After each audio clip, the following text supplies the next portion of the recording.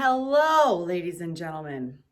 I am super sad to be missing you today, but you have an awesome substitute, Mrs. Is Truth, and she's going to help you guys do the same things I would have done with you even if I was there. It's going to be fabulous. She probably already explained that you have the potential to get 4 Eagle Bucks depending on how good you are, so give her your very best attention. Remember, respect is listening.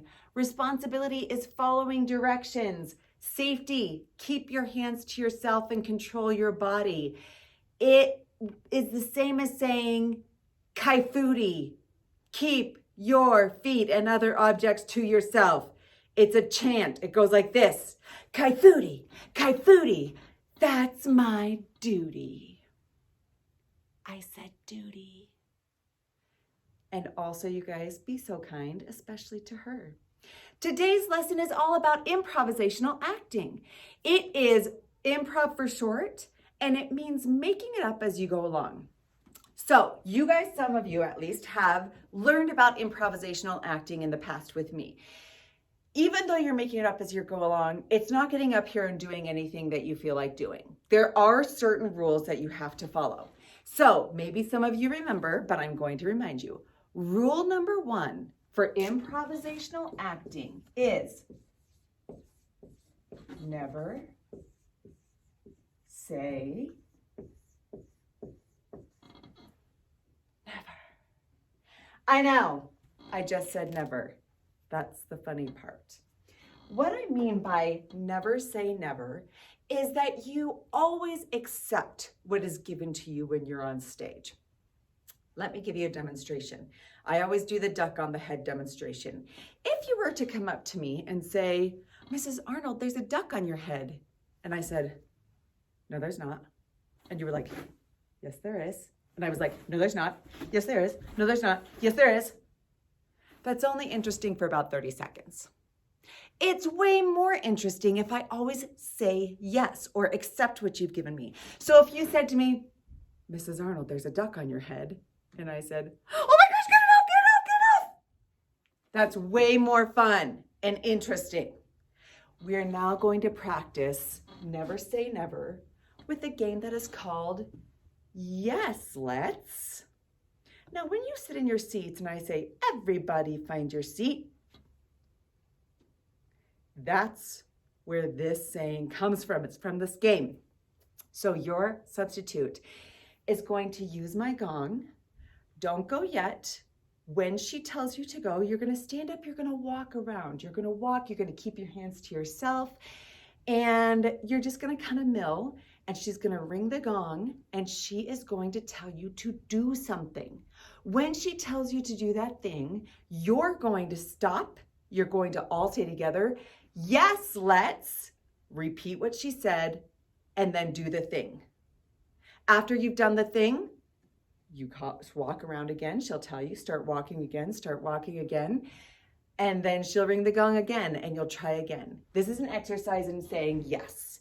So if I were to say, you guys are walking around, don't stand up. If I were to say, everybody stand on one foot, you would say, yes, let's stand on one foot. You can't see my foot, but I'm definitely standing on one foot. Okay, just kidding. I'm going to turn the time over to her to let you guys play this game. Excellent, excellent work. We are ready for rule number 2 for improvisational acting. It is commit fully. Some people have heard the phrase commit to the bit. What this means is you're going to do whatever it is really big. Let's use duck on the head again. If someone were to come up to me and say, Mrs. Arnold, you have a duck on your head. And I said, oh no, that's terrible. First of all, I don't think the audience would have even heard me. Secondly, that is so boring. You always want to do it much bigger because it's more interesting. So if I'm going to commit fully and someone says, Mrs. Arnold, there's a duck on your head. And I said, oh, what's his name? Is he cute? Pet him. That's way more interesting. So the next game we're going to play is going to help you guys practice committing fully. This game is called The Sky is Falling. You're going to do the same thing you did in Yes, Let's. When your substitute says, you're going to stand up, you're going to walk around, keep your hands to yourself, and she's going to ring the gong. When she rings the gong, she is going to tell you something that has fallen out of the sky. You will catch it with your hands, and you're going to react to it. You're going to commit fully. Now, committing fully does not always mean screaming, and it does not always mean running around and losing your mind. Committing fully might look different depending on what you catch. So I'm going to pause here and let you guys play The Sky is Falling. All right, good job with The Sky is Falling.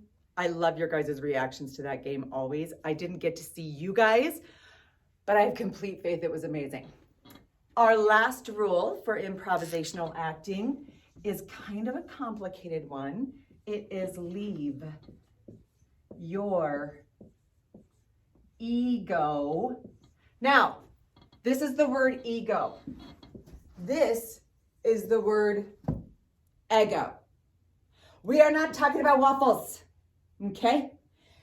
Ego is different. Leave your ego at the door.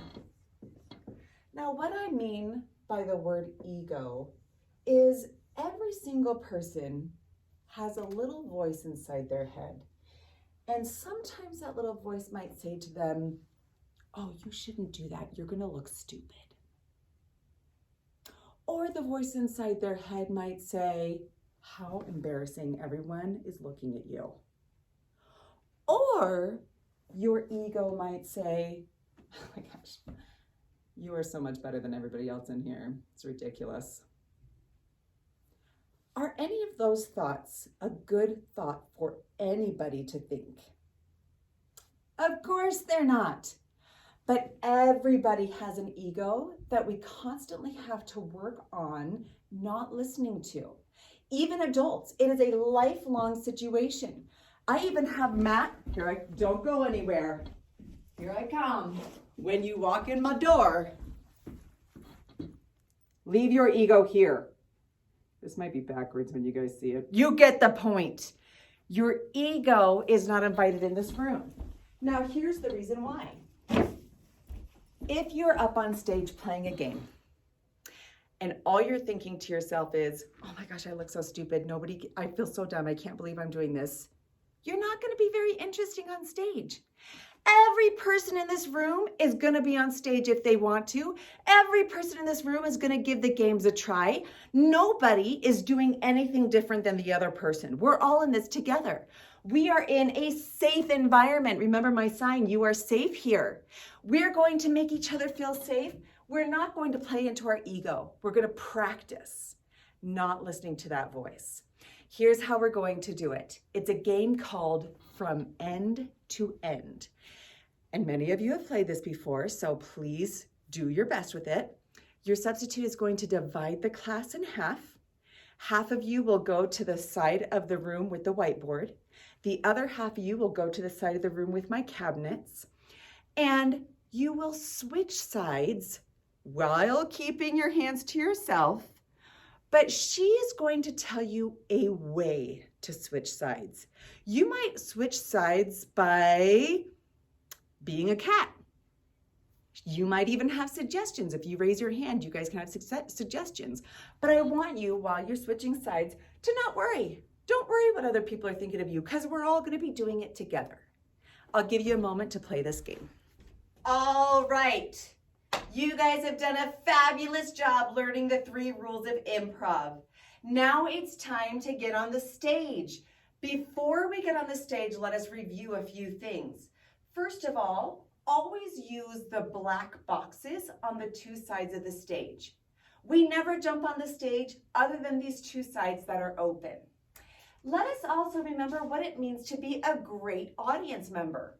You do not have to come up on stage and participate ever, but you do always have to be a great audience member. Let's look at the poster. Listen well, body still, watch our friend, clap at the end. Say it with me. Listen well, body still, watch our friends, clap at the end. We are now going to play a game called The Annoying Game. Many of you already know this game. It is a great refresher. Everyone in the room will be able to play the game. Everyone in the room will be both parts. If you don't want to play the game, just tell your substitute that you'd like to pass. Here's how it works. 2 people sitting on the stage, let's say waiting for the bus. The person in this stool is a perfectly normal human being, just waiting. The person in this stool is doing something very annoying.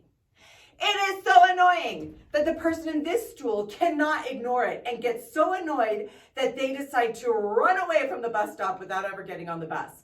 But the person who runs away from this bus stop has to come up with a good excuse. Don't just get up and leave the stage.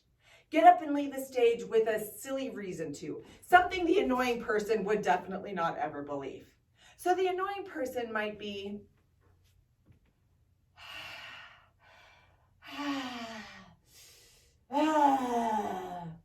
breathing grossly into the normal person's ear.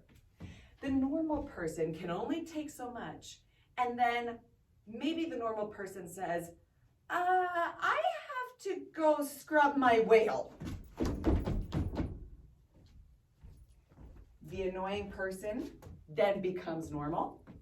A new student comes up and becomes annoying. The old student has left, and we'll cycle through just like this. You go from the audience to annoying to normal, back to your seat. You guys have fun playing this game. Ladies and gentlemen, the last thing that you are going to get to do today, because you have done everything else with your substitutes so well, is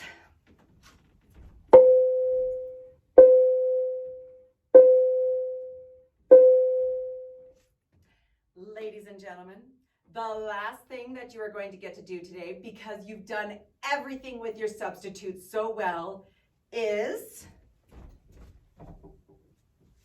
oh yes, these are the shorter feathers. These will be more difficult to balance because they are shorter than the tall feathers we normally use. You will get to take one feather. You're not going to stand up and mill around and practice. You're going to take turns coming up on stage, balancing the feather, or doing a trick. You get just a few seconds to do your trick and balance your feather, and then cycle back down to the ground. We only need one feather, ladies and gentlemen, because I need you to be great audience members. This is the one feather. When you come up, you will hand the feather to the next person. You'll have about 30 seconds to perform your trick or your act, and then you need to go sit back down again. I want you to wow your substitute with your feather balancing skills. Remember, place, eyes go up. If you're going to do a trick like bounce it, you need to look down and then up again. Okay? Good luck.